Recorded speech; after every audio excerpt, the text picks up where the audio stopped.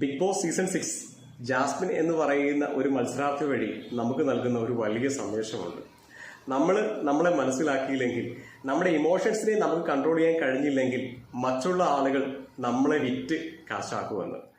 Big boss show കണ്ട എല്ലാ ആളുകൾക്കും അറിയാം, ജാസ്മിൻ എന്ന് പറയുന്ന മത്സരാർത്ഥിയാണ് ബിഗ് ബോസിന്റെ ശിഖണ്ഡി ആയിരുന്നതെന്ന്. അതായത് ജാസ്മിനെ മുൻനിർത്തിയായിരുന്നു ആ പ്രോഗ്രാം നടന്നുകൊണ്ടിരുന്നതെന്ന്.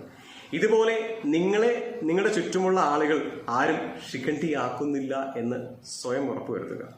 നിങ്ങളുടെ വെൽ വിഷേഴ്സ് എന്ന് നിങ്ങൾ കരുതുന്നവർ, നിങ്ങളെ സ്നേഹിക്കുന്നു എന്ന് നിങ്ങൾ കരുതുന്നവരൊക്കെ നിങ്ങളെ സ്നേഹിക്കുകയും നിങ്ങളുടെ നല്ലതിന് വേണ്ടി പ്രാർത്ഥിക്കുകയും ആത്മാർത്ഥമായി പരിശ്രമിക്കുകയും ചെയ്യുക തന്നെയാണ്.